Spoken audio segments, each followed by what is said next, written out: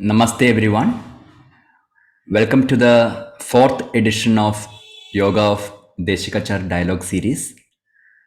This is a dialogue series that is co-organized by Ritambhara Ashram and Yoga Vahini Chennai. And this is something that we began on the birthday of Shri TKV Desikachar this year, which also happened to be the International Day of Yoga. And we've been inviting senior students of Sir to engage with us and share with us the experience of having learnt in this tradition and teaching in this tradition. So today we have two very special guests with us, very senior teachers. And before we begin the proceedings of today's dialogue, I would like to make a couple of logistics announcements for those of you here. During the course of the initial part of the dialogue, the first half, the chat will be disabled so that we don't interrupt the speakers as they share and talk. We will be having an interactive session after both the speakers complete, and at which point you could share your reflections, evocations, and questions with the speakers. And the session will be for about 90 minutes. And to begin today's session is anchored by Apurva Gupta Jalan. She's a yoga therapist and a member of both Ritambhara and Yoga Vahini communities. So I invite Apurva to introduce and begin the session for today. Apurva, over to you. Thank you, Hari. Good morning, everyone. Let us start with some chanting. So I would like to invite Lalitha Shankar, one of our speakers for today, to chant and begin the session today. Shanno mitra shamvarunaha Shanno bhavatvaryama Shanna indro bruhaspatihi Shanno vishnururukramaha Namo brahmane namaste vayo Tvameva pratyaksham brahmasi Tvameva pratyaksham brahma vadishyami Rutam vadishyami Satyam vadishyami Tanmamavatu Tadvaktaramavatu Avatu ma Avatu vaktaram Om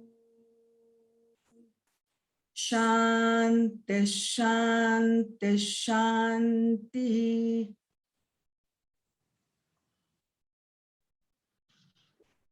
Thank you. Thank you so much. Good morning, everyone. And as Hari said, welcome to today's session. This is the fourth session in these dialogue series of the Yoga of Shri Desikachar. Our intention of these sessions is to listen to some of the senior teachers in this tradition, to hear about their journey, to hear about their learning, and to really explore and connect for ourselves, some of us younger teachers and practitioners in this tradition, what the spirit of Sir's teachings are and how they have carried forward to reach us. Some of the important questions that we believe we should be asking ourselves through these series are, who are we as yoga teachers today? What is the root of our current teaching? And how has Shri Desikachar impacted and influenced us in making us who we are today in our lives as people and as teachers? Our sankalpa is to culminate these dialogue series with a large gathering where all our teachers will be in the same place and on the same platform, and so that we can honor the Guru Parampara in 2022. This initiative is brought to us both by Ritambhara and Yoga Vahini. I'd like to say a little bit about both these institutes that I'm a part of. So Ritambhara means replete with truth. This is a community of seekers and practitioners of yoga, asking some important questions of themselves and of the world around us. What does it mean to live a dharmic and meaningful life in the world today? And how do we do that in a manner that embodies a sense of fullness, or what we say in a rasatmik manner? Through many vrikshams that we call them, or many streams of different traditions, Indic traditions of yoga, Vastu Shastra, Itihasa Puranas, Swashakti. Through these vrikshams, we offer programs, we offer workshops in which we not only explore ourselves, we also invite anyone who would like to come and walk along these paths with us. Our chief mentor is Raghu Anantanarayanan and Shashikala Anand. And you can read more about Ritambara on our website. Hari will be sharing the link on the chat. So coming to Yoga Vahini, the word Vahini means to flow, to be a channel. So in its true spirit, Yoga Vahini is like a river which has held this tradition in a way that has allowed us all to come together as tributaries into a river and flow towards the ocean of yoga and the ocean of understanding ourselves. Yoga Vahini is a community founded by Saraswati Vasudevan and Sundar Ganeshan, and is made up of yoga students, teachers, and therapists, trainers from all over the world, involved in the study of yoga and yoga therapy, teaching one-on-one yoga therapy, and also now entering the field of some important research with respect to yoga. We have our centers in Chennai and Hyderabad, and also many small groups working all over the country and all over the world. And many of the senior teachers in this tradition are actively involved in mentoring and guiding this community in their studies and practice of yoga. You can also learn more about Yoga Vahini on our website, and that is also. So now that brings us to today's session. Today we have two very special speakers, Lalitha Shankar from Bangalore and Navteej Johar from New Delhi. And this promises to be a very interesting dialogue and an interesting conversation today, because both our speakers have been yoga students and teachers and artists in their own lives. Each of them has a really unique perspective about the deep connection between their journey with yoga, their art, and their life as a whole. So I'd like to introduce our first speaker, Lalitha Shankar. Lalitha Shankar is a sculptor by profession and lives in Bangalore, where she pursues her work in the visual arts. She came to the Krishnamacharya Yoga Mandiram in about 1981 to learn yoga, while not fully knowing what that would entail, and certainly not knowing that this would lead to a lifelong study and practice. She started with private lessons with Sangeeta Prabhakar, and one day, Sir asked her to teach some children. And so then, without ever imagining that she would be teaching, she started teaching children's classes at the Mandiram. It was a period of intense learning and growth for her under the direct tutelage of Shri Desikachar, during which time he also introduced her to Dr. Jayachandran and his work in special education. She spent many precious years teaching special children, teaching them yoga as well as sculpture. She feels that yoga, initiated in her life by Shri Desikachar, has seeped into every aspect of her life. We are so grateful for having you with us today. Thank you for taking this time to share with us about your journey and about the spirit of the yoga that you learned with Sir. Over to you. Thank you, Apurva. I'd first like to thank TV, Ritambara, Saras, and Yoga Vahini for inviting me to talk about Sir, Mr. Desikachar, whom we fondly call him. We always refer to him as Sir. Like Apurva had talked about a little earlier about me, I had started, I don't know why I started learning yoga. I started learning yoga under my private practice under Sangeeta Prabhakar. And then not too long after, Sangeeta came and asked me if I would be interested in teaching children's group. And of course, I said yes. And then that's how this whole thing started. But before that, there's one little funny little anecdote I'd like to share with you. When Saras had asked me to write a little bio about myself as a yoga teacher, I was absolutely stumped. I got no more than 2 sentences. And then I sent it out to Jyotsna and I said, what do I do? She said, why don't you write? I think when you think back, I think it was, I didn't know I was going to be a teacher. I didn't know anything. I just went to study yoga, to learn for myself, to practice yoga. And then this whole thing of how Sir has this way of introducing you into his fold, bringing you into his fold. I started off teaching children's groups. And then once you start teaching, then I think you're part of all of Sir's teachings, which is, all the texts, the Yoga Sutra, of course, the other texts. And of course, his way of teaching it. This is something that I really like to talk about. And before that, this whole thing about we didn't have to, fill in our names in any application to become a teacher. There was no Kula Gotra, there was no,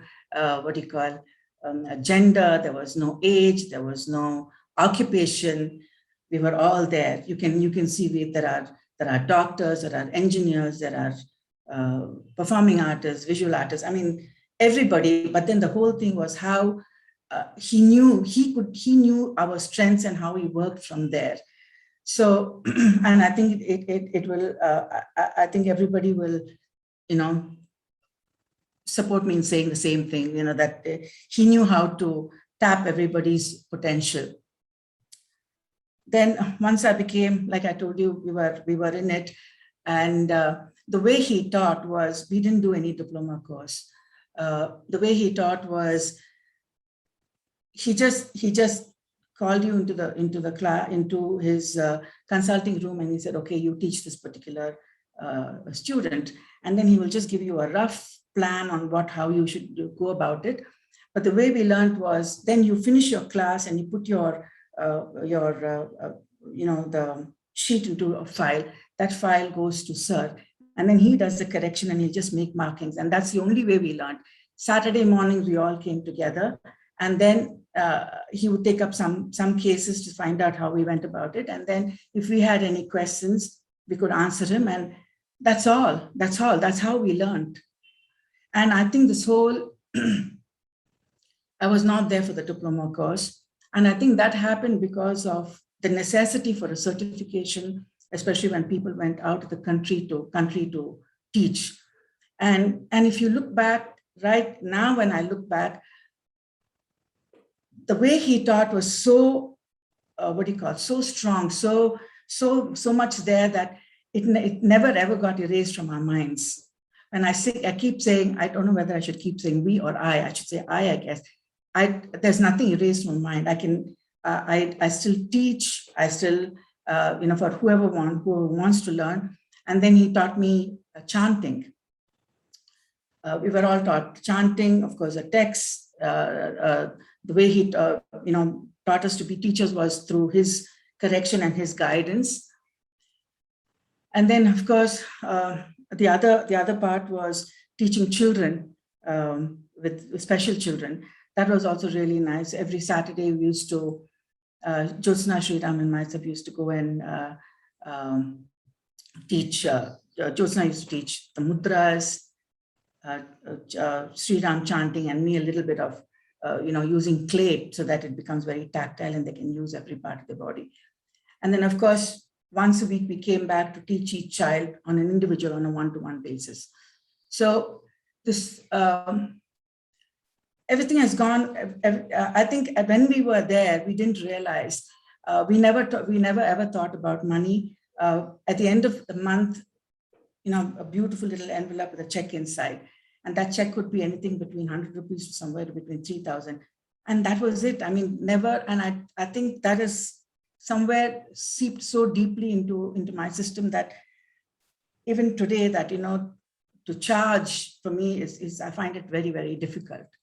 But that's my problem, that whether it's a problem or not, that's something to do with me. As a children's teacher, I continue to do so. As special children's teacher, I continue to do so. and whoever, because I teach out of home, whoever comes to seek, some therapy, I'll have them come over. Then as a sculptor, I used to do very figurative work. And then it happened very organically. Then when I left the Mandiram, and a couple of years later, all the things that that had been taught to me came out in my work. And it became not intentionally abstract, it became very abstract. It just happened. It happened so organically. And I think when it comes to my work, the way I look at it, I never titled my works. But then when people came into the room, if they felt it, I was absolutely thrilled.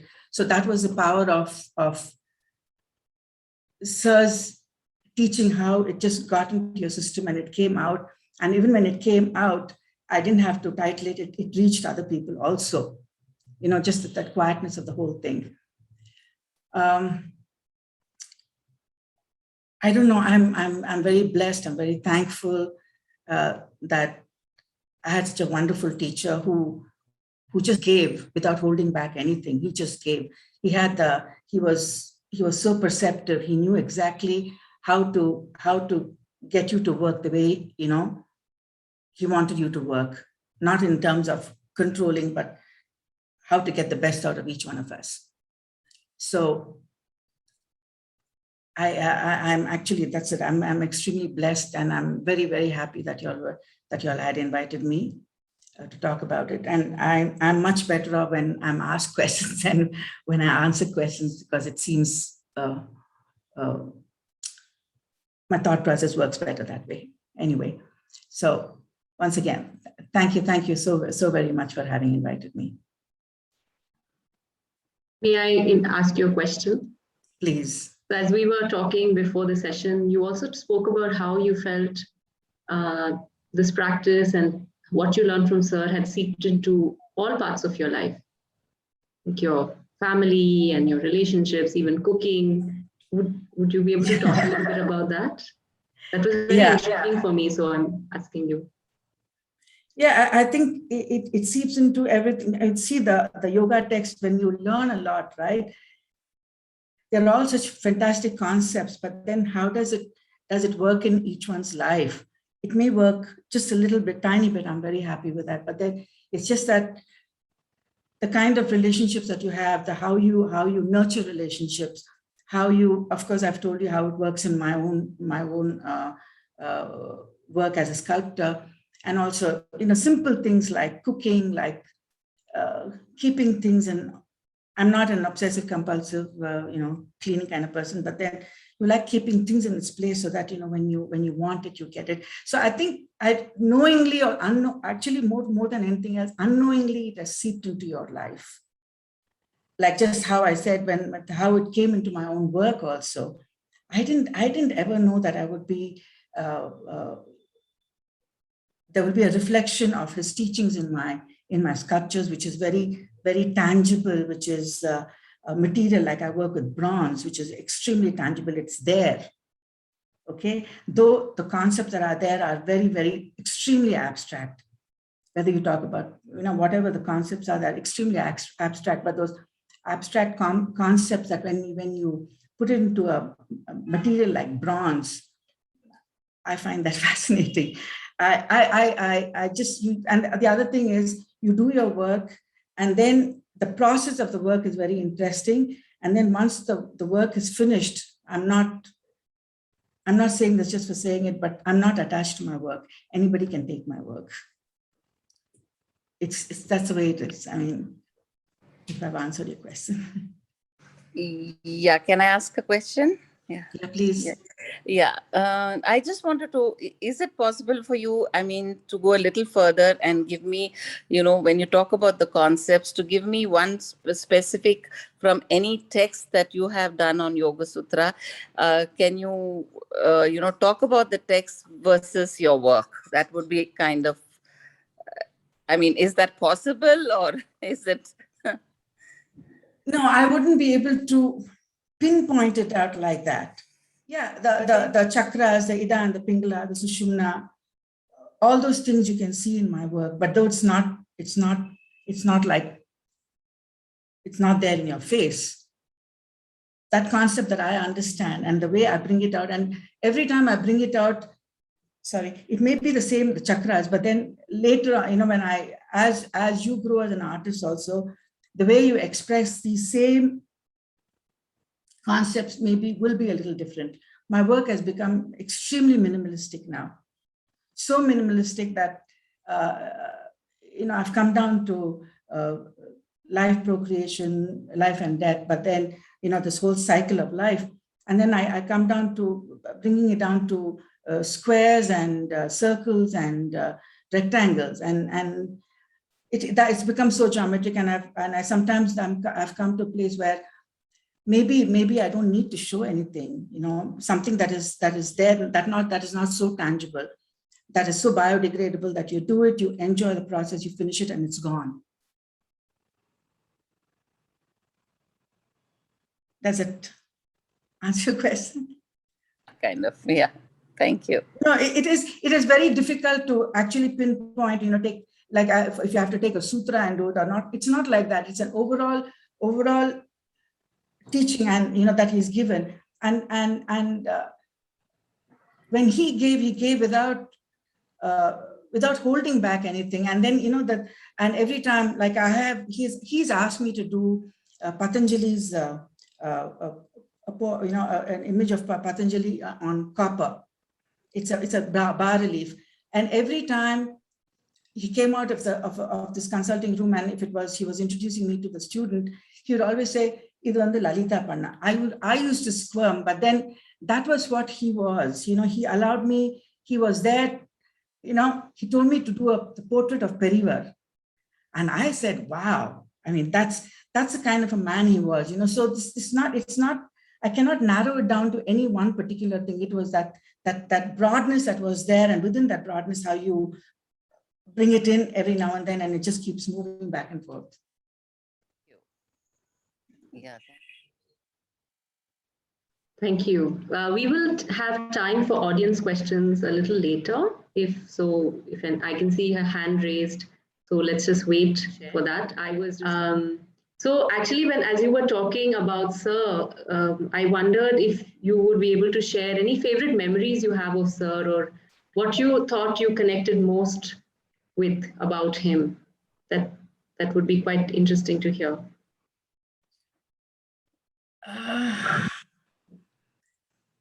This is one very interesting thing, how he supported you and how he had the confidence in you to do what you want to do, what he had asked you to do. On one morning on a Saturday class, I was all of 22, perhaps 22, 23 when I was teaching. And I had this student, Sir asked me to teach, which she had a low back pain. She was much older than me. And then I started giving her class, and she was not very happy. So so then on Saturday morning, he said, "Enama, and how is that student of yours?" And that's his way of asking, he knows everything, but then he so sweetly asked you, and he said, "Sir, to be very honest with you, I don't think she likes my teaching. I don't think she thinks I'm capable of helping her with her back pain."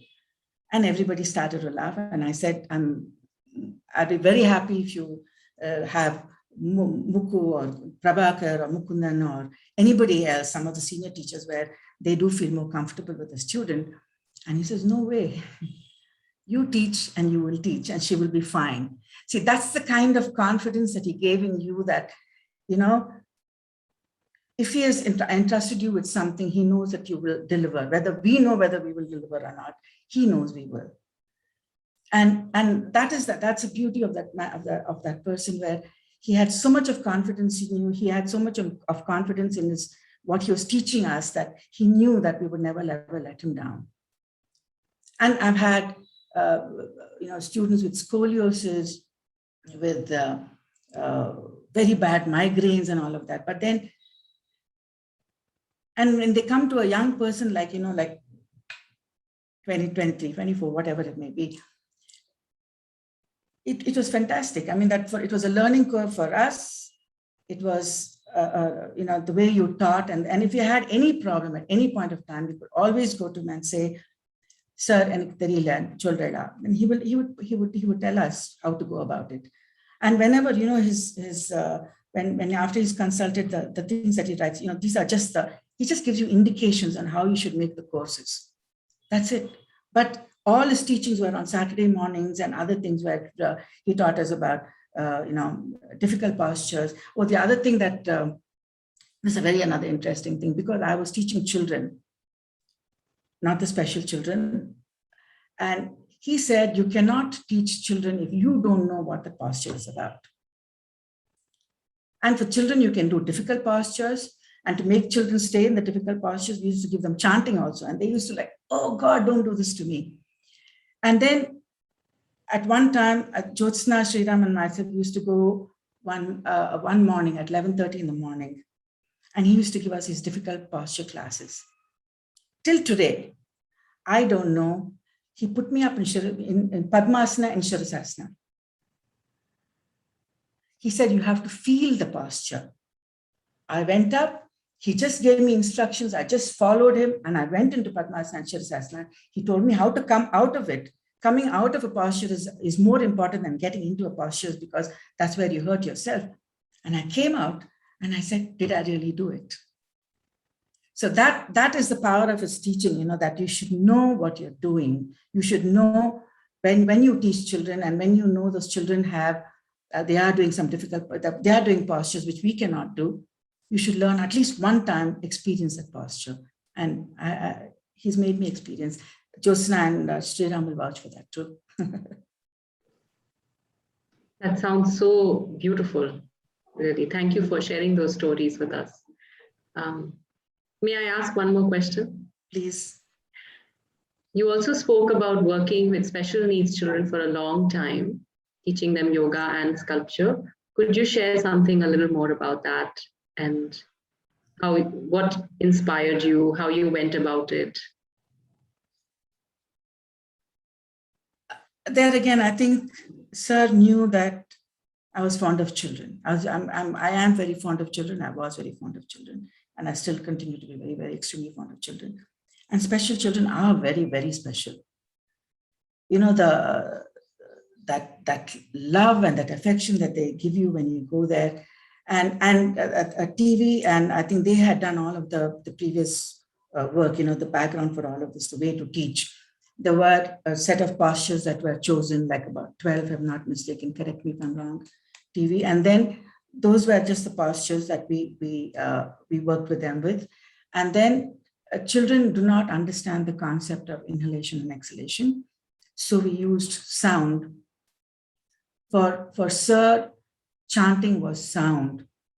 If there's anybody else, it was not like a prayer. It was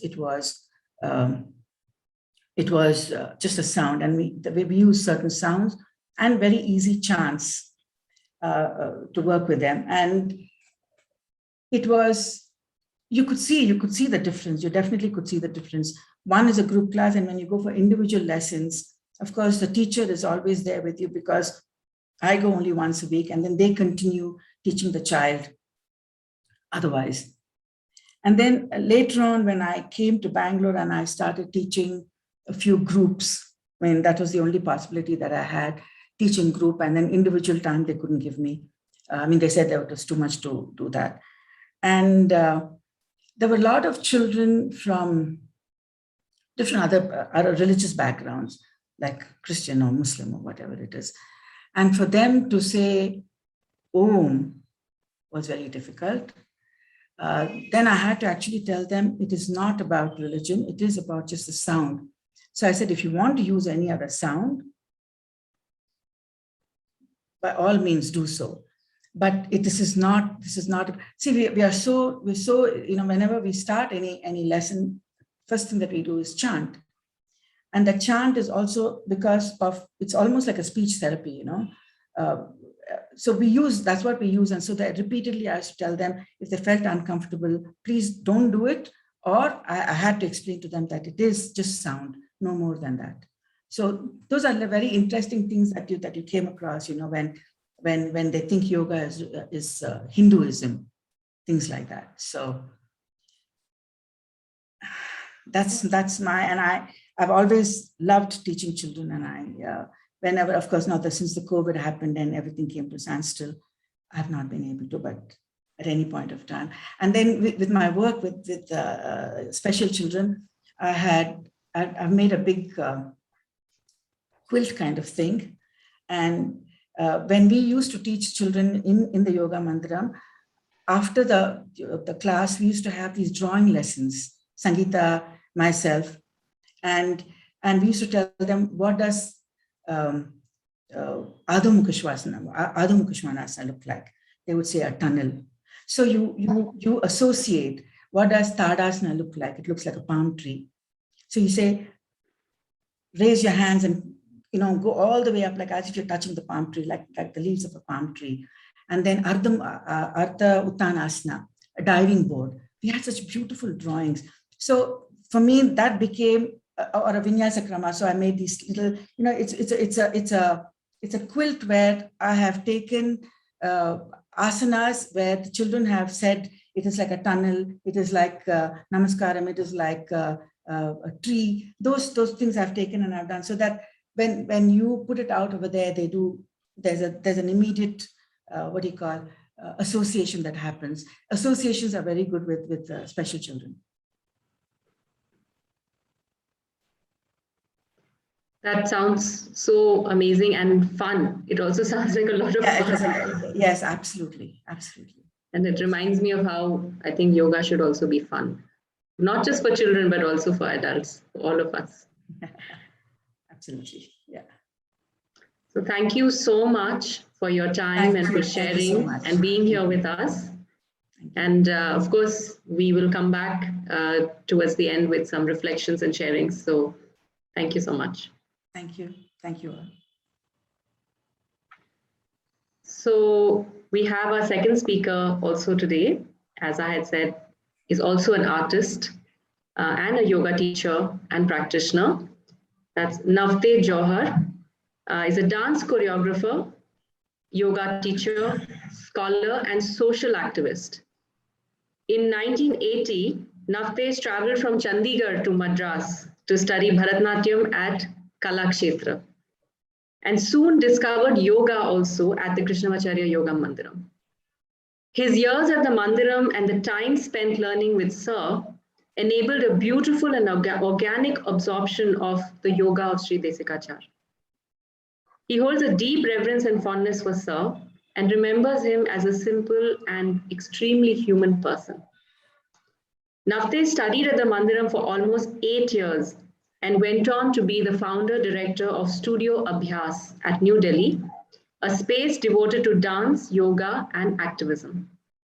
His practice remains inspired by the teachings and beliefs of Shri Desikachar, namely the methods of calibrating movement, breath, sound, attention, visualization, and the use of inquiry as a mode of meditation.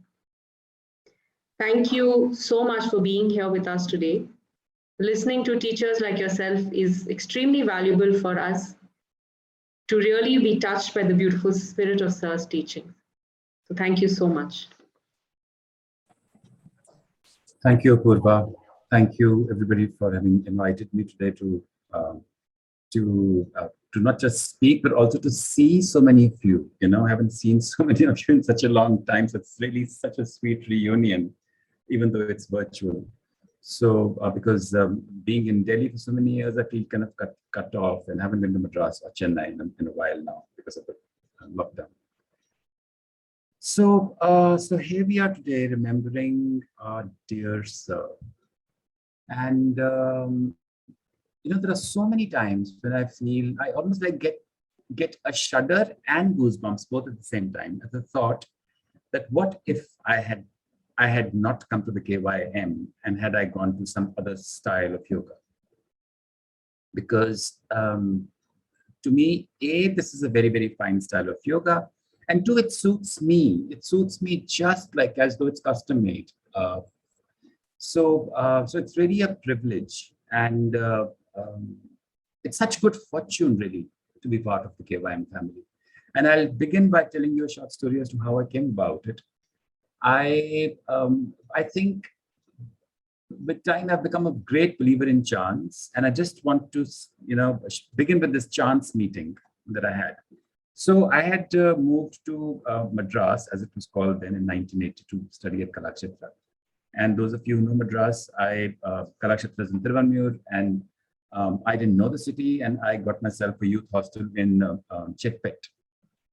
So for about a week, I was traveling from Chetpet to Tiruvannur and taking the bus. And I think it was, I could be wrong, but I think it was 23A, if I remember the bus.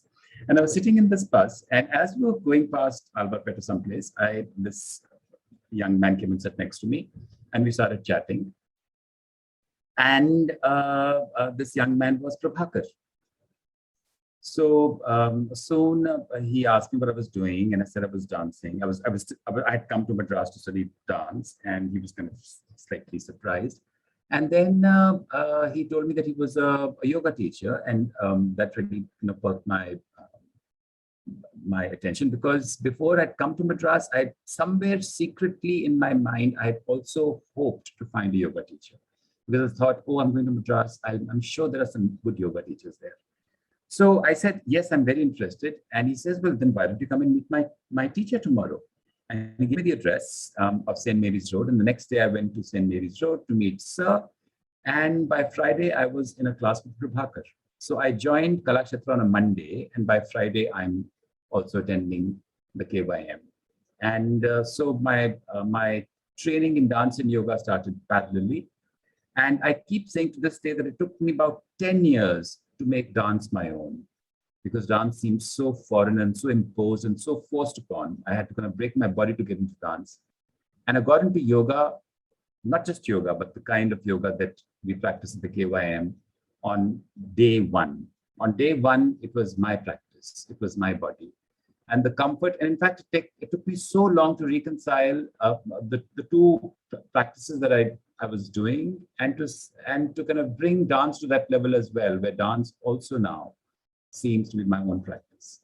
So this was the chance meeting. And as I said, there have been times I really get a shudder. I'm not kidding that, what if I had not met Prabhakar that day and I'd gone to some other yoga school? And how, because I find the other schools, well, I didn't want to be judgmental, but I do have opinions about them. And so what is it about this school and about Sir's teaching in particular that I find so remarkable?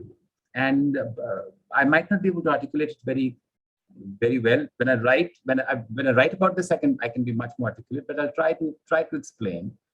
And the thing that I think is so remarkable about this style is the same thing that made this practice my own on the very first day, that I felt that this was my body and this is my practice. So that intimacy, that respect, that trust, that confidence in myself and in my body that I received is one of the things that this style gives me.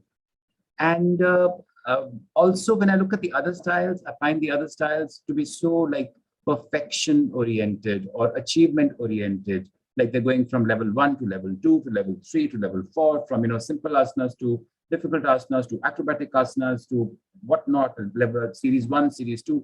So as though it's like, I really find them, I call them like production line yoga, as though it's a production line and you're just kind of improving the product, so to speak. And there is nothing of that kind in our school. We don't like something in the beginning I used to find a little strange was that I would look at my chart and I would look at somebody's chart who had been studying for 5 years and I was in my first month, and I would see very similar poses. And I said, my God, what's the big deal? Like he's doing the same stuff that I'm doing. So what is there? But the thing is that now I realize that it's not the speciality and the beauty of this style is that it's not about achieving outwardly, but about like the goal that I feel is my goal today is subtlety. Like how do I make it even more subtle? How do I? So it's a as opposed to a perfectioning or a perfectionist practice, it's a distilling practice, like making the same little movement so distilled that it just kind of becomes quieter and quieter, so to speak. That's the only word I can use. I mean, to me, Sir's practice, the way he teaches, is methods to make the practice quiet and still. And I would not trade this for anything today. And I feel so fortunate that I came here and I belonged here and I stayed here. So so that's one thing that I'm really very grateful to Sir's teaching about. I have noted a couple of points that I'd like to share. When in 2000, I opened my own studio in Delhi. And before I opened it, I called Sir and I said, Sir, I'm planning on opening a yoga studio. That's what we called it. And I'm thinking of the name Abhyas or Abhyasa. And he says, very good, perfect. Go ahead with it. So I went ahead with the name. And then as when I started teaching, the phone would ring and people would say, what kind of yoga do you teach? And I would be like, at a loss of words, because I didn't quite know how to explain it. So I called him. I said, sir, people ask me what kind of yoga do I teach? So what do I tell them? So shall I say I teach Desikachar Yoga or Krishnamacharya Yoga, or what do I say? He says, if you give anybody's name, count me out. So he says, you just say you teach yoga. So I started saying that I teach plain old yoga, actually. I just kind of, to be facetious, I would say I just teach plain old yoga. But he says, you call it just yoga, or at most, if they are insistent, say I teach Patanjali yoga. So that was remarkable that he was so clear. He was so clear and so determined at not fixing yoga, so to speak, at not calling it so and so's yoga. So I think the one thing that I salute him for is to have left yoga open.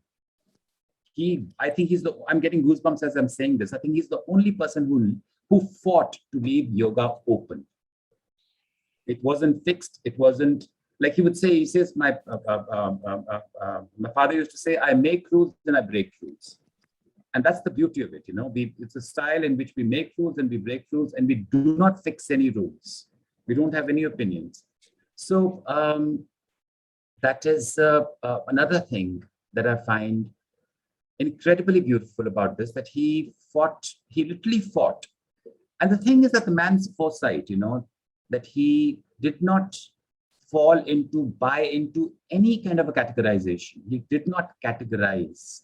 His yoga, or the KYM yoga, is not categorical in any which way, because he will give you something for a purpose, and then he'll give the next person the exact opposite for the same purpose.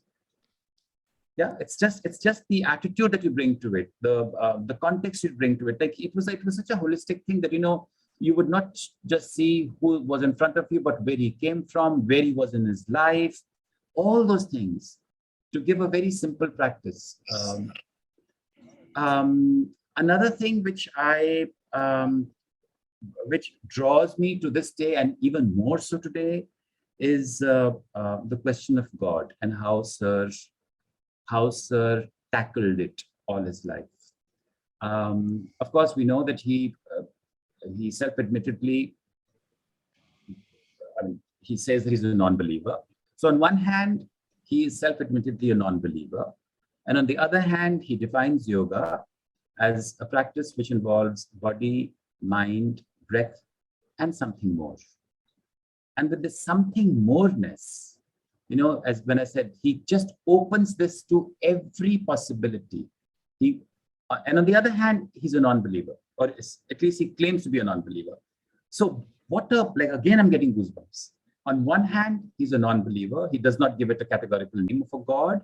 And on the other hand, he says there is something more. So he's really pointing towards that excess. And it's the engagement of this excess, which cannot be categorized, which cannot be given a name, which cannot be given a form, which cannot be given even a practice as such. And yet we engage it, we invite it, we honor it. So, and to me, to my mind, it becomes like Sir's yoga, to my mind, is Sankhya yoga then, because, like Sankhya, which is silent of the question of God, and yet is pointing towards some excess. He is, to me, he's like silent on God. I would not say that he's refusing or refuting the question of God, but he stays steadfastly silent on God.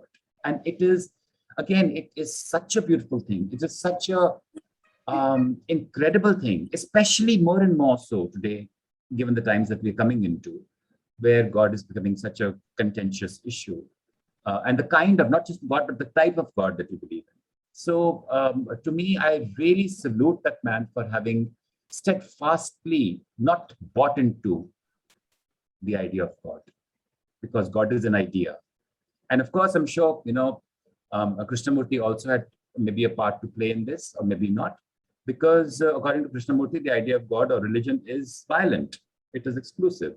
Religion is inherently violent. And so Sir, of course, as we know, did not buy into any sense, like he wore no sign of his religiosity on his body or in the Mandiram. There was not even an Om in our times in the Mandiram.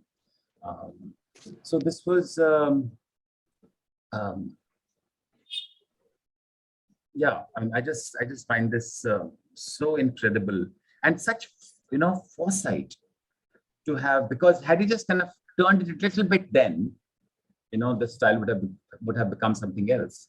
But it's very difficult for the style to become categorical, because of the choices that he made very steadfastly right in the beginning. The other day when we were discussing with Jyotsna, Apurva, and Lalitha, we just kind of we were kind of remembering things, and I suddenly remembered, because my students asked me that, how did you become a teacher? And I don't know how I became a teacher. I really have no idea, and that's one reason I totally disagree with this whole idea of teacher trainings, because you can't train a teacher to be. You can't just make a choice one day that, oh, I'm going to first study yoga and then become a teacher. Like it's incongruent for me. And I think all of us from my generation just became teachers because suddenly we felt, we just felt enabled. And how did it was just this silent building of confidence. I think, Sir, just very like it's a percolation of confidence into the body. That made me a teacher. Like I remember, like if somebody asked me how I became a teacher, one way I became a teacher was that I would go to Prabhakar, and then Prabhakar, of course, was referring to Sir as to what he was teaching me, and then he would give me a chart, and I would come and practice that chart. And every time I practiced that chart, after a while, I would like, as I would be practicing, I started to kind of imagine or visualize as to why Prabhakar had given me what he had given me. And it was like I was practicing, and at the same time, I was seeing my body as Prabhakar saw it. So I was like literally practicing and seeing myself the way I thought my teacher was seeing. Because he would just make a little tweak. He would say how I was, and of course he could tell if I had practiced or not. And then he would make a little shift, and I would like, why did he shift that? And so this is one way I became a teacher. And I think this is the best way to become a teacher. And another thing I want to say is that seeing became an inherent part of my practice. I'm articulating these words now that seeing is an inherent part of my practice, but the seed was sown then when I would, in my own mind's eye, see myself practicing, but see it the way Prabhakar I would imagine Prabhakar seeing me. So that was one. And the second, I think, way that Sir made teachers was that when classes were going, classes were running, suddenly we see a shadow in the door, like Sir would be standing in the door quietly, and he'd be just overhearing what was being taught. And from literally, and this can be so intimidating that when you have your teacher or your teacher's teacher standing in the door, overhearing, eavesdropping on what is being told and how you are performing, it can be very intimidating. But there was absolutely no sense of that intimidation, or that he was prying on you, or he was like policing, or he's trying to catch you or something. And only the way he stood, just from the way Desikachar stood, his body language. Because first of all, that body language exuded respect. He was standing there respectfully and so alert. He would be standing there very alert, very respectfully, just seeing what was going on. And just that body language would give us confidence. And this was like a transmission of confidence. It was like a shabash on your back, that well done, well done. You cannot do wrong, well done. This encouragement, which was like past, again, I'm getting goosebumps. Like it was like a transmission of well doneness, no matter what. And what an incredible teacher. What an incredible teacher who is generous, kind, attentive, and passing you confidence. Apart from the knowledge, I'm a dancer, no? I've gone through vigorous training. And I think in dance, what happens, dance is a very mean pedagogy where they give you everything, but they take your confidence away from you. Josna is sitting there and she would, and the reason being that because dance has been made into such a precious thing, that this is very precious, you can't handle it yet. And Sir single-handedly demystifies yoga. He made it unprecious. He made it ordinary. He made it for me to dabble with, to make mistakes with, to try, to test, to inscribe it on my body, to wear it, to play with it actually. And that's what makes a student, and that's what makes a practice, and that's what makes a teacher. And to me, I just see Sir as somebody unparalleled when it comes to this. And the last thing is a kind of a personal thing that I want to share, but I think it's important. Some of you must know that, a few years ago, I fought a case, and it was a 377 case, and we won. And when we won the case, I missed Sir, because I knew that Sir would be very happy for me, that he would be very respectful, he would be happy. And there's a story I want to share, that when I was once, I would go from Delhi, I would go every year, every 6 months to be at the Mandiram. And once I was sitting outside, and he was inside with, I forget the teacher's name, a young woman whom I didn't know, and she was consulting with him, and they were discussing some foreign student, and he says, Natesh Kutwa, so somebody came to call me, and I went inside the room, and he said, sit down.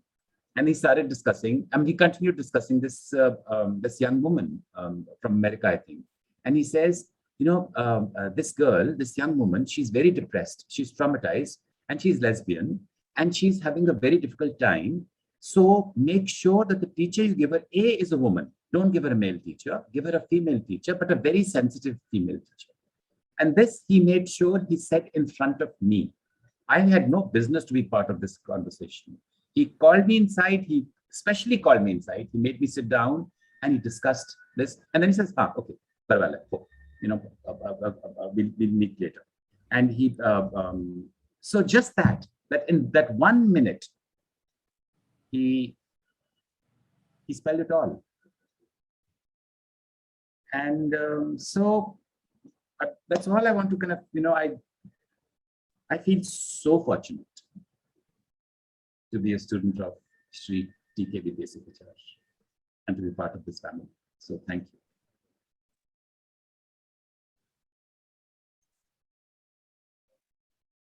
Thank you so much. Actually, you've said goosebumps so many times. I have goosebumps right now because I think I'm still absorbing. I'm sure we are all still absorbing everything you have shared with so much passion and so much love. So thank you so much, really, for being here with us today and for sharing from your heart. Thank you. Thank you. Hi, guys. I see Angelika appearing in. Yes. Hi. So now we'll open up. Hi, sorry, Shriram. We are Berlin. Yes, Hi, so Sri. lucky to hear this. We Thank just you, ma'am. arrived Thank in you. Berlin last night. I just Wonderful, want to Navdeep. Thank you, ma'am. I just want to share for the larger group also. It's been a privilege to have spent some time with Jyotsna, Lalita, and Navtej. And as we hold our teachers very seriously and up there, it was the most joyous gathering with full of laughter and teasing each other and pulling each other's legs and a meeting. And it really I think, gave me an insight into what a wonderful community and what a wonderful friendship that had formed over the years amongst all the teachers. So, and I'm seeing, I was reminded of that as soon as I just saw Sriram sir also coming in. There all the time. So thank you so much, both of you, for being here and speaking with us. We are going to now open up the space. I'll hand over to Hari for some reflections, questions, maybe a conversation amongst all of us in the whole group. So Hari, over to you. Thank you, Purva. Thank you, Navtej and Lalitha. It's very deeply touching and evocative sharing from both of you. So we are now in that part of the dialogue where we are opening it up for interactive session with the audience. And amongst us, we have some of the regular attendees and some new today. And we also have some of our senior teachers like Raghu, Sriram, Saras, all of them are here. So please feel free to chime in if you have any reflections, sharings, or questions. I would like to just begin with a question to Lalitha. Then this is regarding, when I heard about who are the guests for this month, I read about some of your interviews and works, and I found that there are a series on prana, and then there is a series on In Search of Consciousness, Looking Within. So there's a streak of, and I think in one of your interviews also you mentioned how you are inspired by the yoga that you've been practicing in the sculptures. So if you could share more about how, a little more specifically about how it has influenced your sculptures, and it would be great.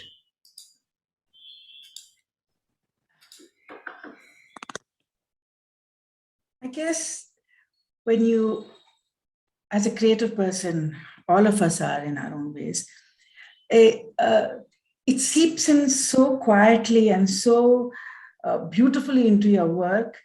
And like I told earlier, I have a huge problem giving a title to my work, maybe, but I had to, so I would give a series of my works a certain name. So the first series that when I started doing my, when I was influenced by yoga, was Prana series. So you're talking about life, you're talking about that energy, that unseen energy that is always there. And I think it's very difficult to put into words, some things like, it's very tangible. Like I said, I use bronze as a material, which is absolutely so tangible, but to translate that very abstract concept of that into something very tangible, it just happened. I think somewhere within your subconscious, it is so deeply entrenched. You're so deeply entrenched with these teachings that it just comes out. And then even otherwise, later on in my works, choice of material was very, very important for me. From, like if I had to talk about energy, I used a lot of the Ida Pingala Sushumna in my earlier works was there constantly. And it became, in a drawing, it became a very, very thin line. I used colored threads. And then in my sculptures, I used material, a copper wire, thin copper wire. And copper is something that gives you energy, but at the same time, it can also, it's there and it's not there. And so when it comes to doing something so with an abstract concept, I think you have to be very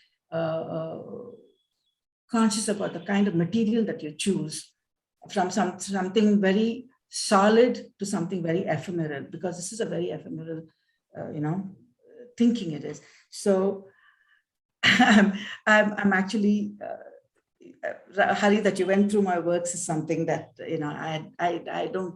I just say I'm a sculptor, but I really don't, I'm not one of those who just, shows my work all over the place and things like that, but it's just my own work. Like I just do it. It's a process. And then there's a certain moving away from that work. Because you just use those words. How much do you know those words? How deep do you know these words? So yeah, I don't know if I've. It is very difficult to pinpoint it out and say this is exactly what I was going on at that moment. At that moment, what went through my mind is what came out. Then the next moment, every time, like every day when you get up for your asana practice in the morning, every day the body is different. Every day the breath is different. So the same concept may be there, but every time I put it into something more tangible, it is different. Thank you so much. Thanks for sharing that. So we do have some questions coming in from the audience now. So the next question is to Namtej. This is from Vijay Lakshmi. Sir didn't go by rules. What then did he go by? And what do you think is important for a budding yoga teacher to learn from his irreverence for rules? I would not, first of all, use the word irreverence for rules. There was no irreverence, but I would say he was very fluid with rules. So I think if I can, and I'm sure the others will also kind of help me with this, if I can define the way Sir looked at the body, looked at the body in front of him, which was going to be instructed. He was, I think the one thing that he was deeply attentive. And of course, we know we need to define what the attention is. And I'm sure I can't really define it, but he was deeply attentive. And you could see that he was like, at that point, he was like a clean slate. He wasn't coming with predetermined ideas as to this is what must be done. He was there to gauge. He was there to sense. So it was like almost that he was looking at you, but he was almost like hearing you more than he was looking at you. He was like getting the sense of you. So it was a special kind of an attentiveness. And of course, respect that goes without saying. Complete respect, but attentiveness and fluidity, like not having fixed ideas. And he wasn't there to fix you. You see, that's the first idea to unfix that. As a yoga teacher, he was not there to fix you. He was just there to see where he could take you next. That's about it. The next place that he would say yoga is moving from point A to point B. I would say that he would work in small kind of progression, so to speak. So yeah, I would say that it's attention. And of course we have to define that attention and develop that attention by, I can't describe as to what that attention is, but I know that attention requires not coming with predetermined ideas and listening to the body more than seeing what you could see from outside. It's like imputing. Yeah, that's the best I can answer this question.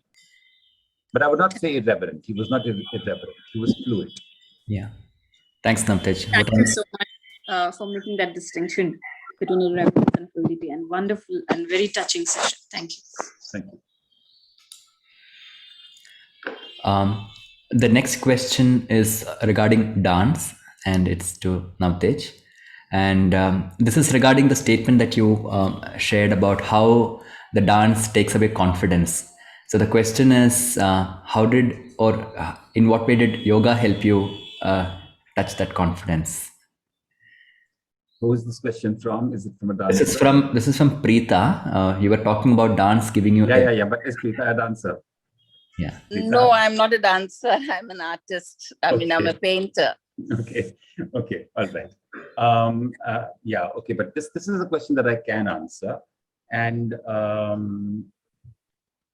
you see, like I said, that from day one, I realized this dance was something that was like, a dance was like a bombardment. My poor body was being bombarded with these rules and these forms that were not only alien, but they were fixed, that this is the norm. This is the correct posture. You have to somehow get into this, and if you don't get into it, you disqualify. So I'm sorry, there's a tyranny to the form. In dance, there's a tyranny to the form. At least the way dance was conceived of at that point in history.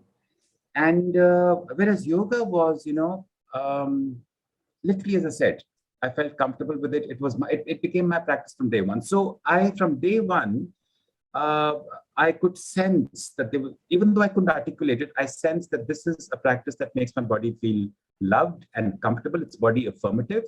And that was, even though it was using my body, but my body was like shrinking into invisibility, that don't look at me, look at the form. So there was that kind of a tyranny. And what made that, and it took me years.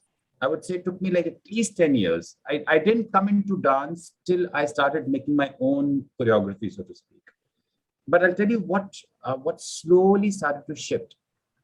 And I would say, and that's the word I used earlier, that what I began to get a sense of when I was studying was that yoga was about seeing more than doing.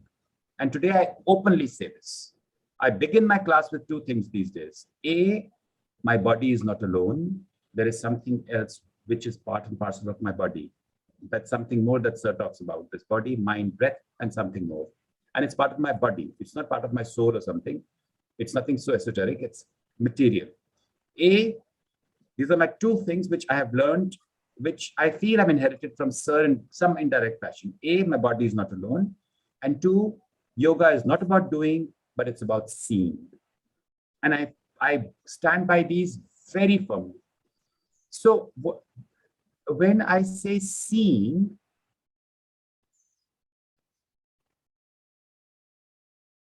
I see the body, but I also maybe see other things. And when it comes to dance, again, I would say apply the same thing about the dance has become about showing. When we do abhinaya, we're all showing that this is Radha, this is Krishna, it's all about show and tell, and I find it very, very unwatchable actually. Abhinaya is most often quite unwatchable because it's all about desperately trying to show or project or explain. To me, abhinaya is I being caught by the audience. I being caught seeing that something that only I can see and you can't, and you want to see. So when I see something, the vibhava that is making me dance. So I'm not dancing, I'm being made to dance. The same way I'm not performing asana, I am, like in Hindi we say, मैं आसन को धारण कर रहा हूँ. I'm not producing asana, I'm adapting it, I am wearing it, I am becoming it. So seeing is a very, very important part of me, and that is what made my dance my own.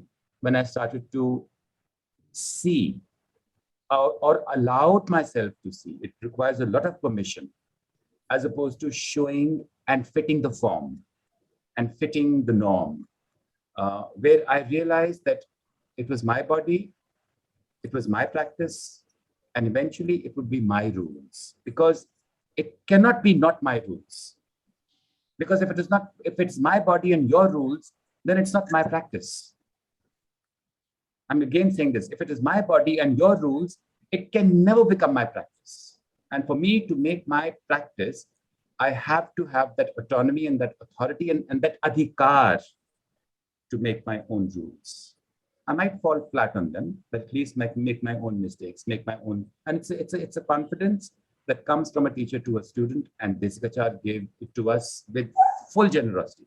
And I also want to say one more thing, that I feel that I was actually kind of lucky because I was in India, but not in Madras. So there was a kind of, I had that very, very friendly distance that when I wanted, I would just, hop onto the Tamil Nadu Express and go to meet Sir. But on the other hand, I had lots of time to experiment on my own. Had I been in Madras, I had the sense of Sir's proximity, it's a little more intimidating to have your teacher close by. But when you're far, then you are, left on your own, to your own devices, so to speak. And so that helped. I find that really helped me to kind of figure out my own way, so to speak. But knowing that, Sir is there, to answer my questions or to check things out. So it was a very good equation for me. So to answer your question, it's about seeing. Yeah, If I can see, it's my practice. thank you very much. And is that why you preferred this form of yoga to an Iyengar school of? Absolutely. That is why I say I get a cold, like I get a shudder that if I was A, doing Bharatanatyam and 2, doing Iyengar yoga, finish. Because both are such form-oriented things. I mean, both beat you into the form, and they don't allow you to see. They don't allow you to breathe. So definitely, that is the reason I love this style and I respect this style and I cherish this style. And I can't be thankful enough that I fell into perchance sitting on that 23A on that one evening into this style, and I never looked back. So Thank you. Thank you. Hi, Navtej. hi, Raghu. Hi. Just a small thing, Navtej, both to you and Lalitha. If you use the word grammar instead of rules, that sir never wavered from the grammar. No, never. Yes. Would that Absolutely. fit in to what- Absolutely. Yes. And by the way, Absolutely. 23A is correct, yeah. I'm a 23L, yeah. Correct. I still remember 23. Yeah, it is grammar, definitely. Thank you, Grammar Namte. is fluid, you can. Yeah, thank you. Navtej and Lalita, I have a question, something for you to share with our younger teachers. There seems to be an overpowering influence of anatomy and form on asana today, more and more. And somehow people are getting more and more drawn into that. And both of you spoke so beautifully about the subtlety of the practice, and the prana, and how do you distill that subtlety in the practice. So can you share something as a suggestion or advice or whatever, some direction for the younger teachers to move in the direction of finding the deeper, subtler experience of the asana rather than getting stuck with the form and anatomy? Lalitha, you want to go first? Yeah. I think this whole thing about how he worked, as an artist, like a visual artist, everything is about observation. This whole thing about observation, how you observe the very subtle nuances of the body movement that is there. And it is not just about the body with the breath, how the body moves. That is what is the beauty of what Sir taught us, that it is not so, superficial. It is something much more deeper. And I think in his own way, he taught us how to observe the lines, observe the movement, observe the thing with the body movement. And I think it is, yes, it's unfortunate that people are talking about so much about just the body, but then with the breath, what does it do to the body? That is so important, because earlier, every morning when you get up, your breath is different. And therefore, when your breath is different, your body will act differently. And then if you're, instead of pushing yourself into, say, yesterday I did in my asanas, it was, my pranayama was at 8:16 ratio. If this morning I cannot do it, it's okay.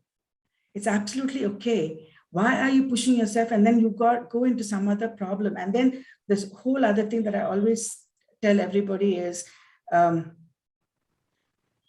doing a posture is not as important as getting out of the posture, because it is so embedded in my mind that when Sir says, only when you come out of a posture, that's where the possibility of hurting yourself is so high. If you don't know how your body is working, if you're not able to concentrate on what you're doing right then and there, when you hurt yourself, then you can go very easily go out and say, oh yeah, she taught me this, and then I did something to my body, and therefore this happened. That's why that example that I gave, Sir was so confident in saying, Illama, back pain, if she's got back pain, do it, she will be all right. So this whole thing of observing of just not the body, but the breath also, that is so important. I think we somehow, we only take it as pranayama, but then this whole thing of doing your asana practice, the graph that you always showed us was like this. You go to a prime posture, then you use a counter pose to come out of the prime posture, and this whole practice of the asana is to be able to sit in your pranayama, whatever you're going to be doing. That is what it is. And then it changes you, like, who you are also, that there's a certain quietness as all of that happens. So I don't think you should just concentrate so much on just the body alone. Body alone is, what is the body? When we separate the body and the breath, as simple as that, movement and breath, then I don't think there's a separation there. It goes together. And I remember, he says that this is the breath, this is the movement. That was one of the few things that you tell when you begin a class. This is your breath, and this is the movement fits into the breath. And how is the movement? Movement is through the body and the breath, of course. But then when you cannot isolate either or. Thank you. Yeah, I'll try and answer that as well. Yes, I mean, of course, when we studied at the Mandiram in the 80s, there was hardly any emphasis on anatomy. I mean, once in a while there'd be something, but I don't remember anatomy being like the subject, so to speak. This obsession, you see, these are obsessions. The obsession with form, the obsession with precision, the obsession with anatomy are impositions on the body. These are actually burden. They burden the body. And yoga is not about burdening the body at all. In fact, it is about going into the place of sukh, which is like a sense of spaciousness. So to answer this question as to what is it that, also I think this, yoga is a very, very intelligent practice, but let us kind of make it slightly removed from this idea of rationality, because rationality actually might not be the most intelligent thing, because there's something more than rationality. There's an intelligence, like if there is body, mind, breath, and something more, that something more also influences everything that is countable and material and that can be analyzed. And it is this something more that that excess, for lack of a better word, which colors the whole picture, so to speak. It changes the whole shade, so to speak. And that cannot be rationally captured. That cannot be rationally analyzed. It can only be invited or harbored or visualized. So it remains within the realm of a dharana. And dharana is not rational. Dharana is intelligent. Dharana is like an artist. Like if I'm an artist and I'm making something, or if Lalitha is making a sculpture, it goes beyond the rational, and that is my prerogative. As an artist, my prerogative and my duty is to go beyond the rational into the abstract.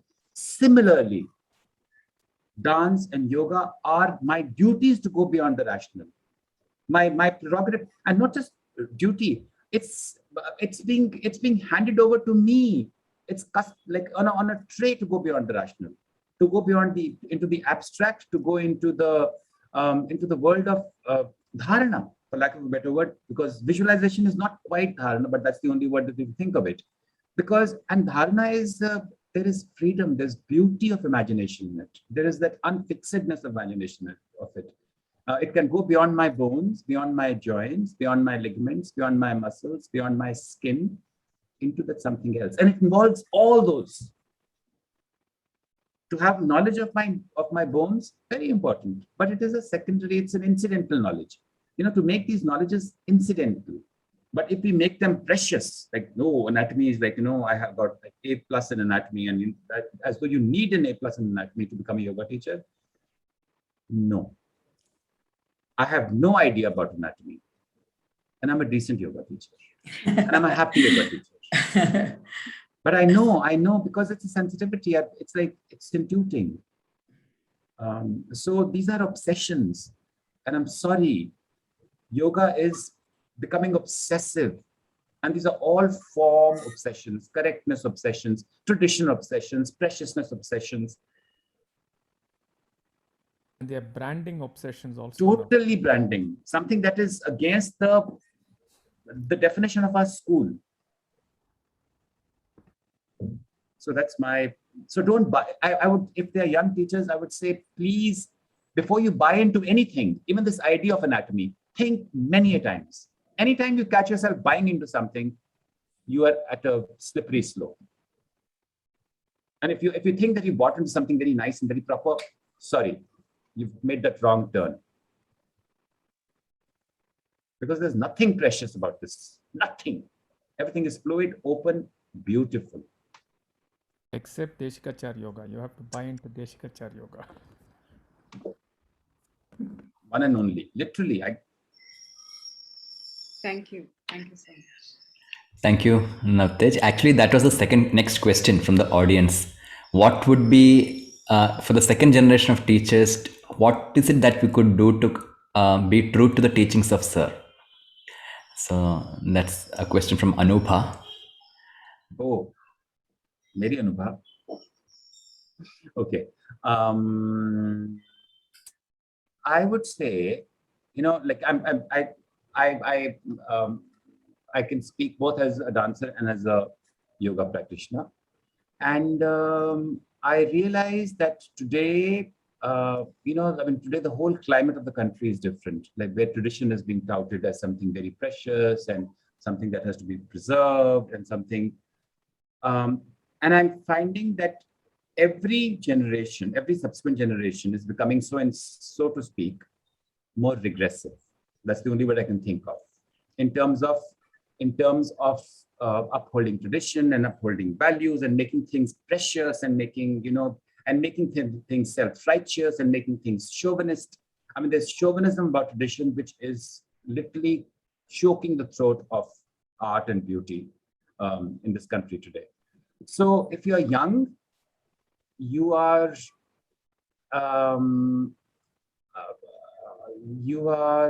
susceptible to the surround sound today is not friendly.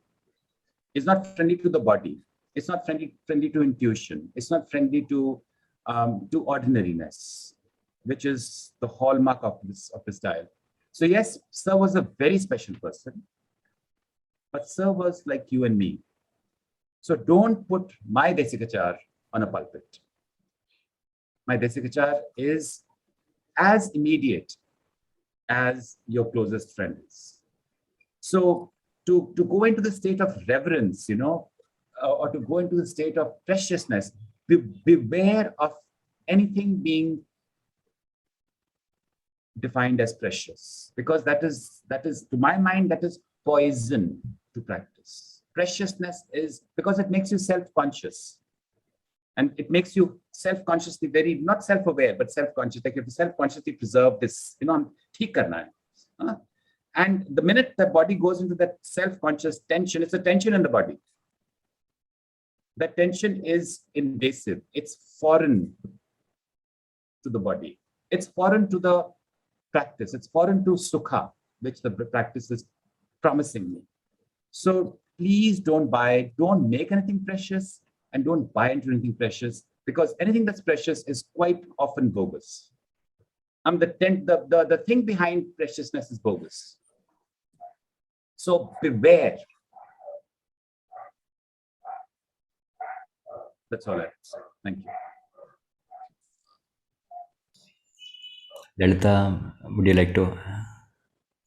I think you have to be completely honest about yourself, about why you want to do what you want to do. It's like, the thing is, this whole thing of I am this, I am that, I am this, I am going to do this, I'm going to fix your body. Okay, when they come for therapy or something, it is not about that. It's just that for me, if I'm able to help somebody, from pain to a better place, that's enough for me. I'm not here to say I will, yes, we have all the tools, Sir has taught us everything. But then this whole thing of this ego that comes into the picture and saying, I am this, and he never ever, like I said earlier, we never went there to become teachers. We just happened to become teachers. We just, I mean, he just gave everything to us. He just gave it to us without holding back anything. And I think that's what we also respect for what he gave us. So this whole idea of, 200 hours, somebody the other day, sent me a message saying, I want to be a yoga teacher. Someone such and such a place is offering a 200-hour session, a course, and then at the end of it, there'll be a certification. If you do like that, I can positively say that you will be in trouble. If you don't understand your own body, if you don't understand your own thing, how are you going to understand somebody else? This whole idea is, when you keep saying, I want to be something, then I think you're going on dangerous grounds. So you have to trust who you go to learn, and who, it's over a period of time. It's not like a 3-month course in 200 hours. It's not that. You cannot. Because it's like, what Navtej, I completely agree with what Navtej just said. Today is the day, and it's different. The times that we're living in is different. When you associate time and space with money, that's another very dangerous thing that you're walking on. First of all, you should be able to understand what you are doing, why you're doing everything. Even in sculpture also, when we choose a material that we work on in a particular piece, you have to be very conscious about, at least I am. I know that particular material also has to speak to you. Absolutely. It has to speak to you. You cannot just, but the whole world is doing something, and therefore I'll take that material and I'll do it in my work. It will not work. It'll fall so flat.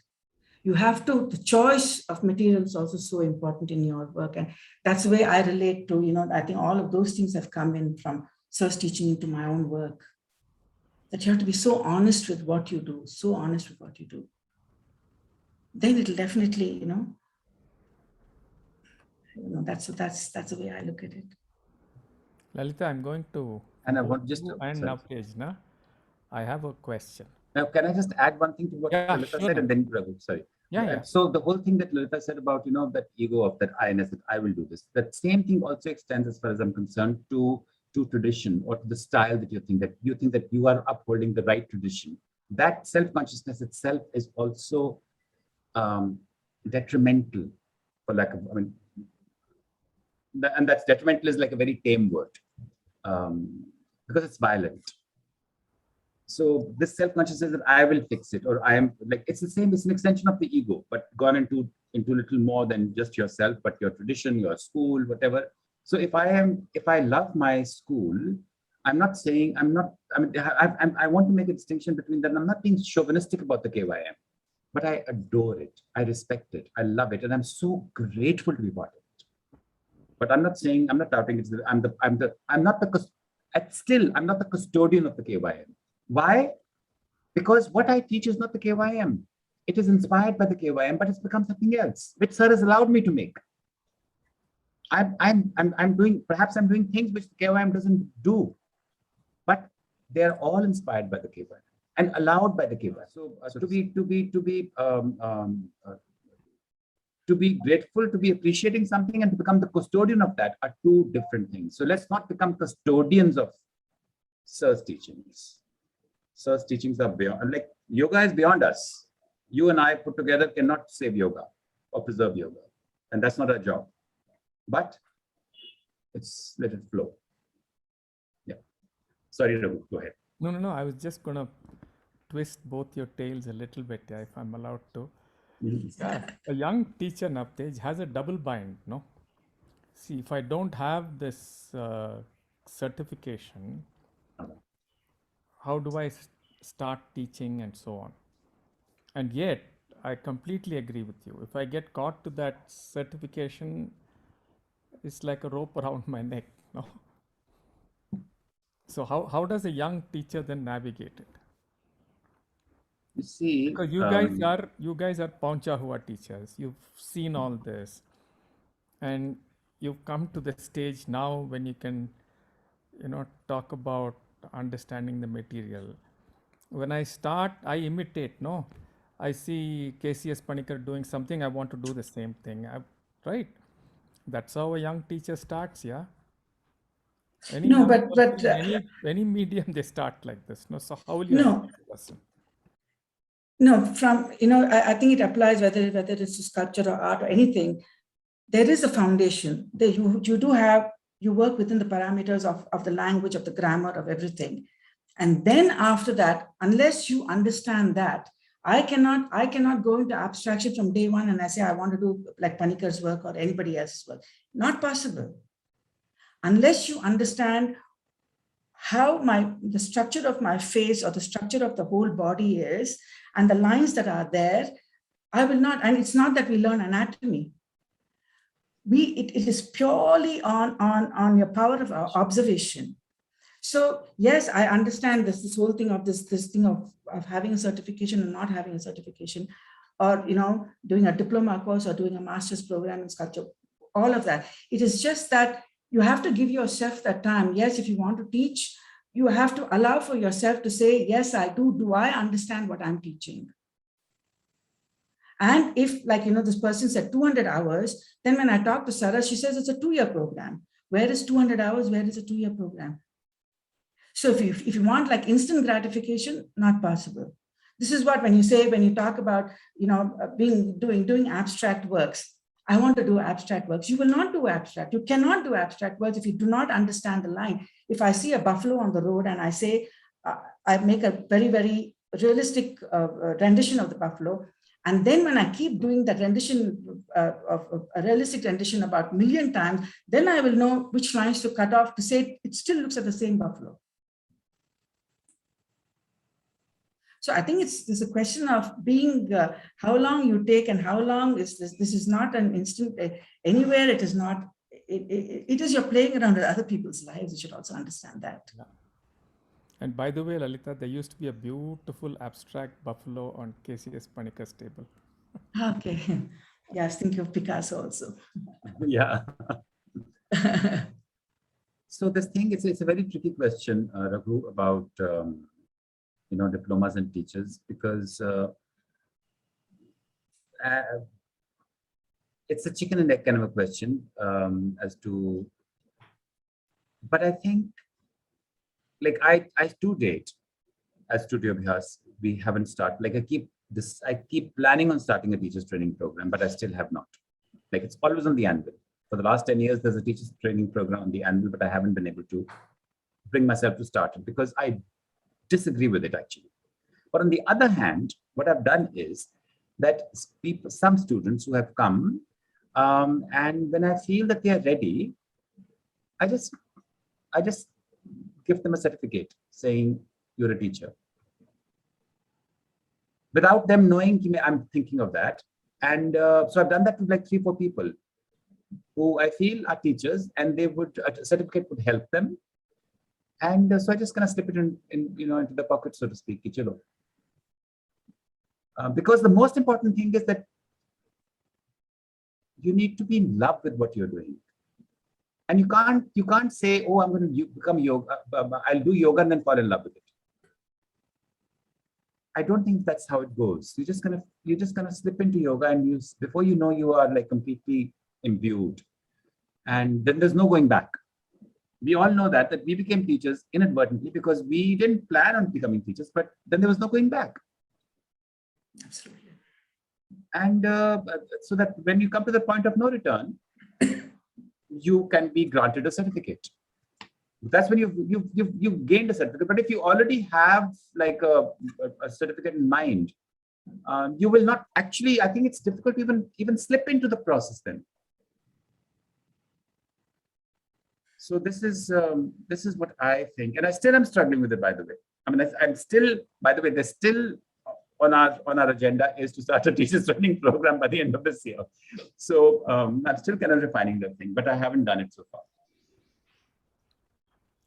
No, I Now, like this. I- I like this thing of slipping the certificate into the pocket. Because I think that's how we all, I mean, we also kind of, That's how it we didn't get a happened to us. certificate, but we were said like, now pat on the back, now go and teach. So, Yeah, Navtej, after 12, 13 years of doing training programs, I've actually, like a full circle now, I've decided to do what you were saying. Teach, learn, and when you're ready, maybe. when you're ready, yeah. Thank you. Ready, you won't ask for a certificate, and that's the time we'll give you one. Absolutely. When it becomes redundant, literally, you gain a certificate when the certificate becomes redundant for you. Yeah. But if you're looking for a certificate, you're not qualified yet. Thank So you. that's a paradox. Yeah. Right. I'm just doing a time check here. Just 1 minute, Hari. Oh, sorry. Yeah, 1 minute. Hari, Navtej, the irony is, Prabhakar and I sat and worked out the framework for the first certification program. And Paras has got the copy of what was typed out, and Desikachar signed on it. Okay. So one is from Aditi. Also quickly a question, yeah, if there's time. Yeah. So this is regarding teaching. So her question is, Desikachar's style of teaching to an individual makes so much sense, and yet we are asked to teach large groups of students. How do we keep an eye on the individual and the group at the same time?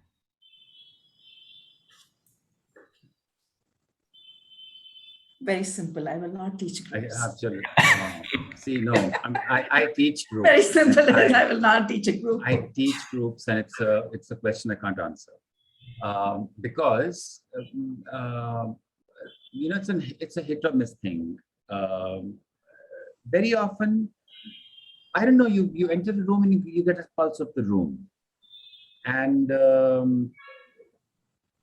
so I mean I only teach groups because I don't have the time to teach individuals because I do other things as well apart from yoga. And once in a while, I feel bad for some people. I feel some people are getting hurt because they have conditions, and I try to place the onus on them and say, you know what not to do. And that's a practice in itself because people always get tempted to try out something, even which is not good for them. So they do end up, some of them do end up getting hurt. So when I started, I must say, many, many years ago, like 25, Jesus, I've forgotten my arithmetic now. I don't know when I started, but I started, and I would call it the trusted group of 4. I would have 4 people in my class and 4 similar kind of bodies. And I would call them the trusted group of 4. So there was trust within them. They knew each other, but that worked. That format worked.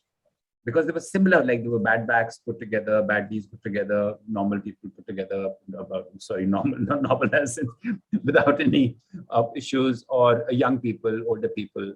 But now that there are larger groups, I think more or less it works, but once in a while, Anubha's nodding. Yeah, you know what it means. So once in a while they get hurt. And that's something that I still haven't been able to kind of grapple with, like find a solution to that. But by and large, I think, yeah. What's your experience, Sriram?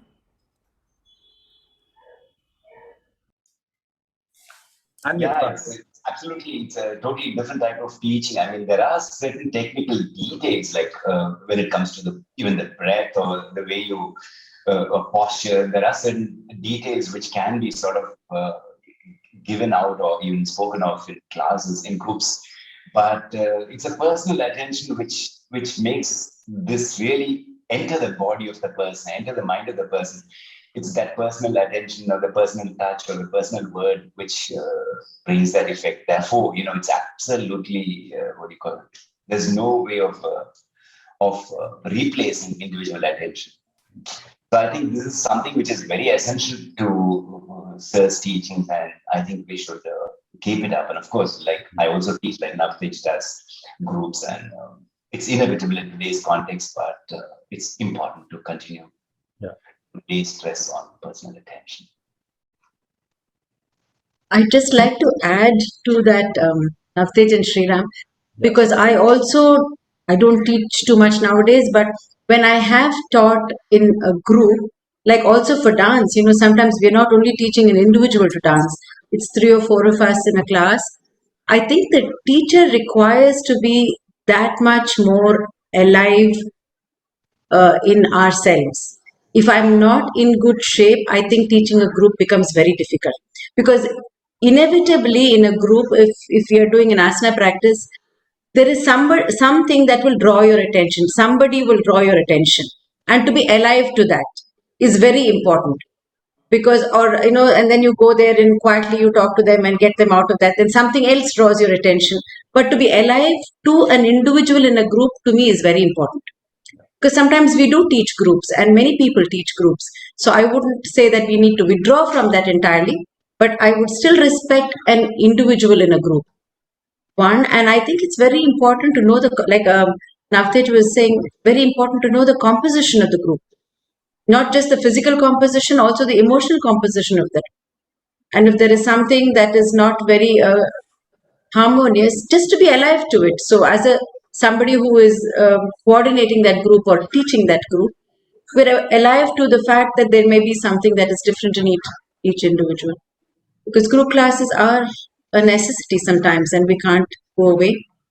But to be able to respect an individual in a group, to me, would be the challenge of the teacher.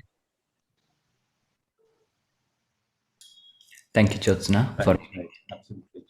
Raghu, you are speaking to say. No, I was just going to add, the few times when I've taught in a group now, my challenge has been not to get a little anxious and a little angry with people who are so insensitive to their bodies. You're saying, how can you do this? Yeah, can you not watch yourself?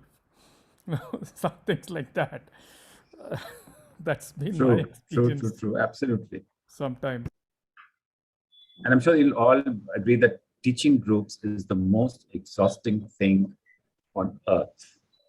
I mean, I can do a full tilana and I'll be fine, but I teach a group and I'm like exhausted. So our last question for this dialogue is regarding dance and yoga. Perhaps even Jyotsna can add on. It's to Navtej. I think partly you have answered this in your earlier sharing of discovering your own style, but I'll still read out. The question is from Manisha. The grammar in dance seems to be like classical asanas, a reference. But isn't dance also intimate in that we discover our own style, our own meaning, just like you seems to have done? How would you say you have blended yoga and dance in your abhyasa? The answer is, first of all, yes. Dance is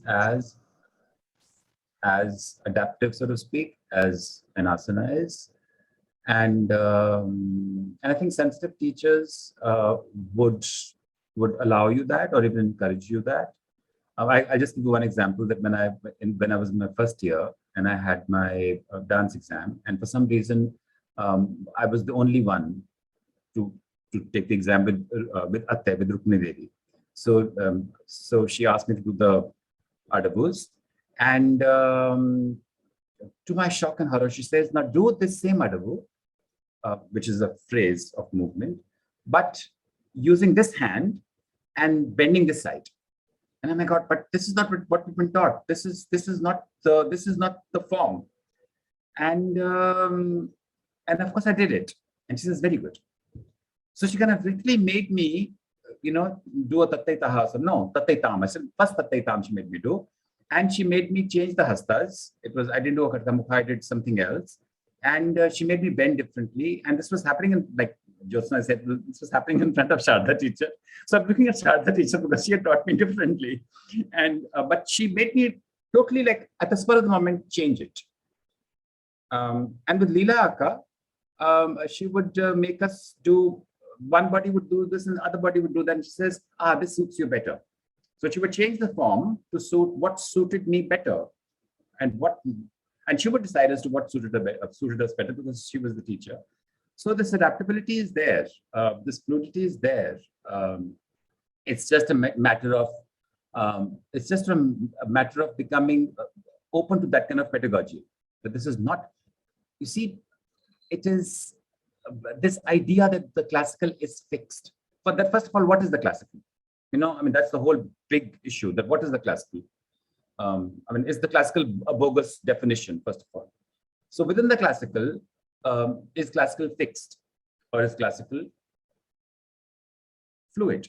And if you buy into the idea that classical is fluid and that my body is not the same as somebody else's body, and my body is not going to be the same tomorrow, so I will adapt, and I have the permission to adapt, and I have the ease to adapt, and I have the facility to adapt. So that's all I can say. That this, really literally not buy into the idea that these things are fixed, because they're not. Freedom is very, very integral to practice. This thing of adhikar. ये मेरा अधिकार है. It's my, it's my body, it's my practice, it's my rules. At the end of the day, this is what matters. And I'm not being disrespectful. I'm doing this very, very respectfully.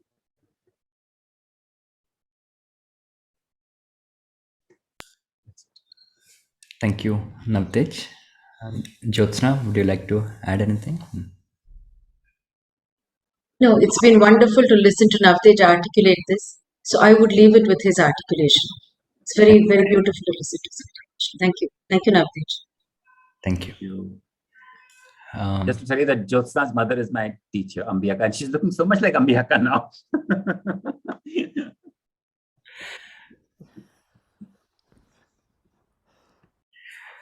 Okay, so Sriram, did you have a question? I thought you shared earlier. You're on mute, we can't hear you. Okay, fine. Actually, on several occasions, I've got the feeling in my interactions with Sir that he has a special soft corner for artists. Yeah. And for very imaginable reasons, I don't want to go into it. But both of you have a question, maybe a word or a sentence or even a thought. What has art given your yoga practice? In what way has you being an artist influenced your understanding of practice of yoga? Maybe at least I think it will be a good inspiration for many of us to hear that. Yeah. I'll go. Shall I? Yeah, please. I think as an artist, the artist in me is a daydreamer. And I bring that daydreaming to my yoga practice. It's simple as that.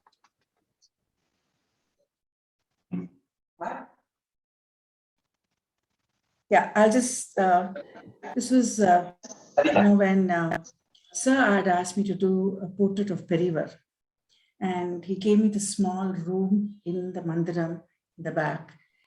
And when you are actually doing it, I don't think this whole thing of, that quietness that comes in, you don't even realize that quietness and that concentration with what you are there, and you're there with your, portrait stand and the clay in front of you, and nothing else matters. So I think that full zoning into what you are doing, whether how you're doing it or what you're doing, is there. And then the Sir has sometimes just walked in very quietly and I've not even noticed him. And then suddenly you get a thing and say, oh my God, he's standing there. But then he just as quietly as he came, he would quietly go back. But this whole thing of how that whole concentration that you're doing there and you're just there with that, I think when you're doing an asana practice or anything, you're there. I mean, maybe you initially when you're doing it, or even now for that matter, you don't know that you're doing it with that much of concentration because there's so many other things happening around you.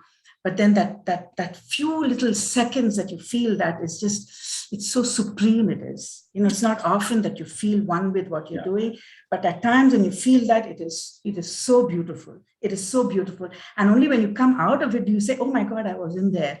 I wish I could be there for a longer time.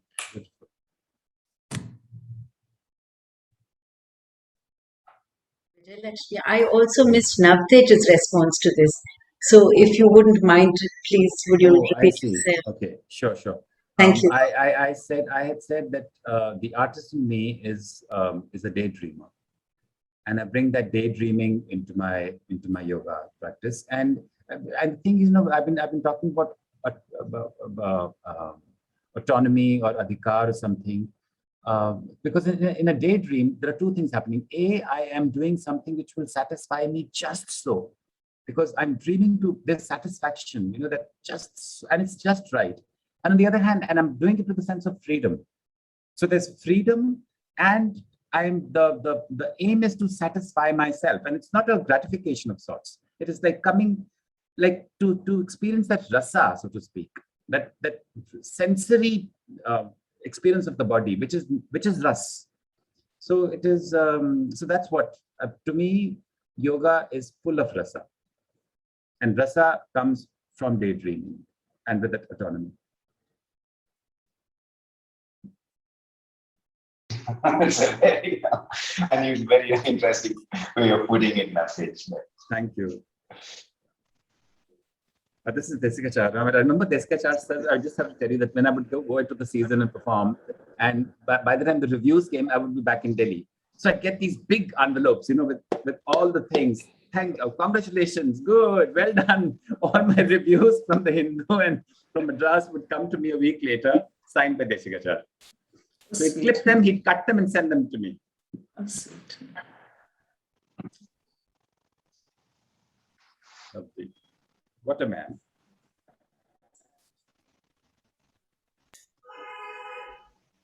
Okay. Thank you all. It's been really a pleasure. Yeah, absolutely. So Thank you so heartening much. to hear everybody. I mean, hear Lalitha and the questions, and to be able to speak. I haven't spoken about sir in, you know, forever, so to speak.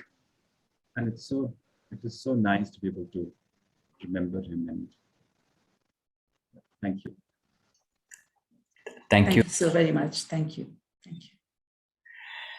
Yes, thank you, all organizers as well as Lalitha and Navteej. Thanks a lot.